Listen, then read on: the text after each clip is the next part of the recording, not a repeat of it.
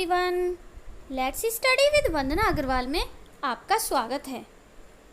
साथियों, जैसा कि आप सभी अवगत हैं कि आगामी दिनों में तीनों मॉड्यूल्स आधारशिला, ध्यान आकर्षण और शिक्षण संग्रह पर आधारित एक ऑनलाइन एग्ज़ाम होना है जो कि अधिकांश जनपदों में होने वाला है।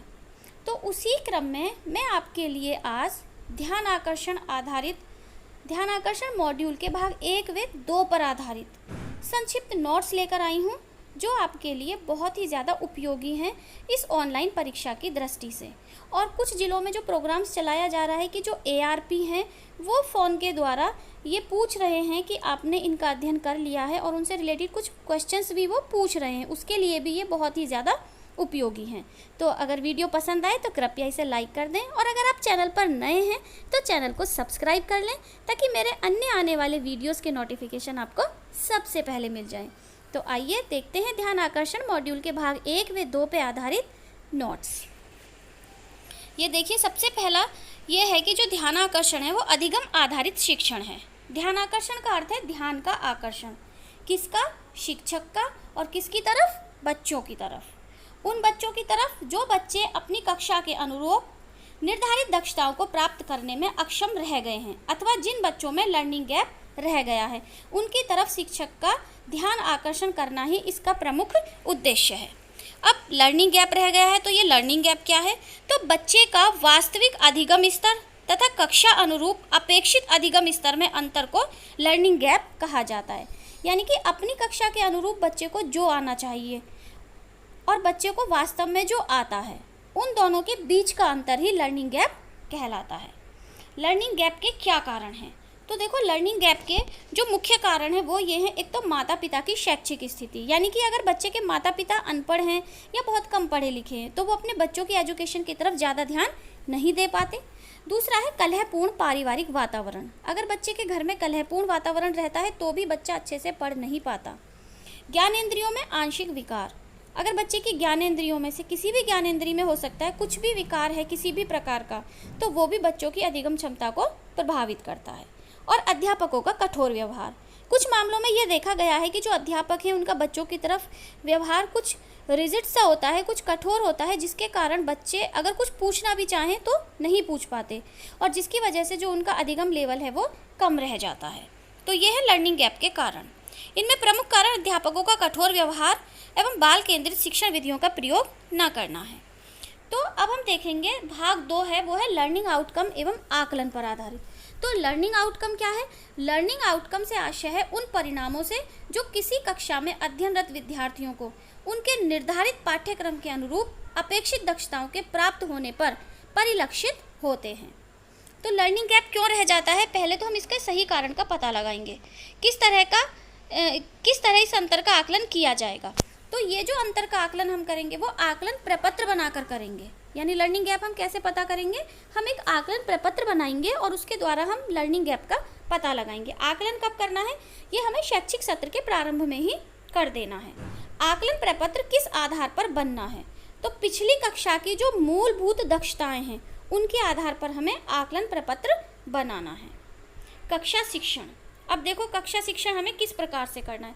जब हम करते हैं सामान्य शिक्षण, सामान्य कक्षा शिक्षण में हम चॉक टॉक की बात करते हैं। जो मेथड्स है वो चॉक टॉक होगा। मीडियम ऑफ इवेलुएशन होता है अंक आधारित प्रश्न पत्र द्वारा। और जो आउटकम्स होते हैं वो संख्यात्मक संरचनाएं, सूचनाएं होती हैं। यानी कि हमें संख्यात्मक सूचनाओं के द्वारा ये पता चलता है कि बच्चे का क्या लर्निंग आउटकम निकल के आया है।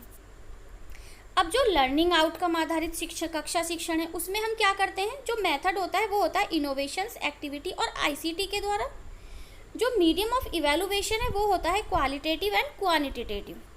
और जो आउटकम्स है वो विषयगत दक्षताओं की संप्राप्ति है। यानी कि हमने जो भी उन्हें पढ़ाया है, कोई भी टॉपिक हम पढ़ाएंगे तो हम पहले से उसका लर्निंग आउटकम निश्चित कर लेंगे कि हमें ये टॉपिक पढ़ाने पर हमारे बच्चे को इस लर्निंग आउटकम की प्राप्ति हो जाएगी। तो इन दोनों में, सामान्य कक्षा शिक्षण में और लर्निंग आउटकम आधारित शिक्षण में ये अंतर है।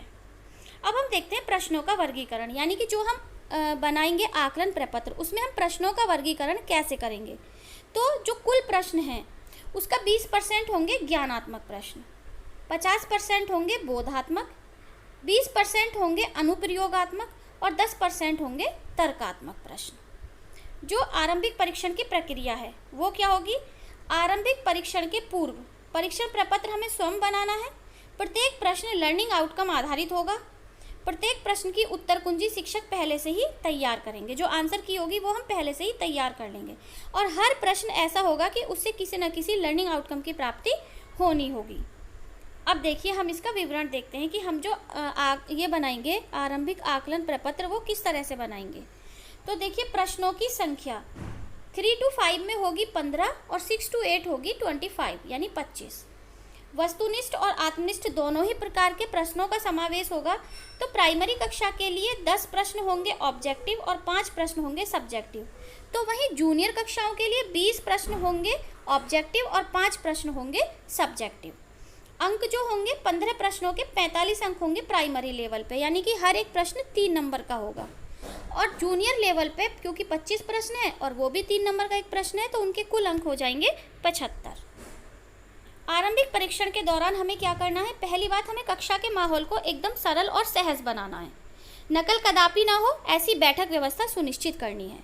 शिक्षक बच्चों की सहायता ना करें क्योंकि ये बच्चों को अपने आप करने दें, जिससे हमें पता चल जाए कि वास्तव में बच्चे का जो वास्तविक अधिगम है वो क्या है। यथा परिस्थिति बोर्ड पर लिखें या फिर पत्रक दें, यानी कि हम बच्चों को क्वेश्चन पेपर भी बनाकर दे सकते हैं और अगर ऐसा पॉसिबल नहीं है तो हम ब्लैक बोर्ड पर उन प्रश्नों को लिख सकते हैं। उत्तर लिखने के लिए बच्चे के पास कॉपी अवश्य हो। अब आरंभिक परीक्षण के उपरांत हमें समूह निर्धारण करना है। तो ये हम कैसे करेंगे? यह कार्य आरंभिक परीक्षा के उपरांत 2 दिनों के अंदर ही हो जाना चाहिए। कक्षा के प्रत्येक बच्चे के प्राप्त अंक यानी कि 0, 1, 2, 3 जो भी मिलेंगे वो हमें तालिका में अंकित करने हैं। अंक हमें कैसे देने हैं अब ये समझते हैं हम। अगर बच्चे को लर्निंग आउटकम पूर्णतया प्राप्त है तो हम उसे पूरे 3 नंबर देंगे। अगर लर्निंग आउटकम आंशिक रूप से प्राप्त कर रहा है तो हम उसको 2 नंबर भी दे सकते हैं और 1 नंबर भी दे सकते हैं। ये डिपेंड करेगा कि उसने लर्निंग आउटकम की प्राप्ति कितनी की है। और अगर लर्निंग आउटकम बिल्कुल भी प्राप्त नहीं है तो हम उसको 0 मार्क्स देंगे। तो इस तरह से हम एक तालिका बना लेंगे। कैसे? ये देखिए, प्राप्त अंकों के आधार पर समूह निर्धारण होगा। और वो कैसे होगा कि समूह ए में वो बच्चे जाएंगे जिनके प्राइमरी लेवल पर 21 से 45 के मध्य नंबर आए हैं और जूनियर लेवल पर ये मार्क्स होने चाहिए 35 to 75।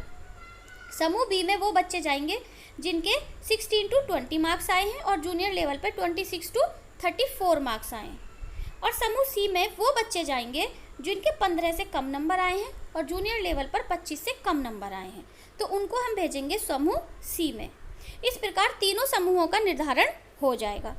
इसके पश्चात जब हमारे ये 3 समूह बन गए तो हम 50 दिन की ध्यान आकर्षण शिविर के नाम से कक्षा चलाएंगे। उसको हम नाम देंगे ध्यान आकर्षण शिविर। 50 दिवसीय ध्यान आकर्षण शिविर की अवधि में समूह बी और समूह सी के विद्यार्थी जैसे जैसे लर्निंग आउटकम की प्राप्ति करते जाएंगे उन्हें सभी विषयों के शिक्षक अपने विषय के अगले समूह में प्रोन्नत करते जाएंगे। तो ये थी व्यवस्था कि हम ध्यानाकर्षण शिविर कैसे चलाएंगे और बच्चों को लर्निंग आउटकम की प्राप्ति, जो हमारा अपेक्षित लर्निंग आउटकम है, उसकी प्राप्ति कैसे कराएंगे।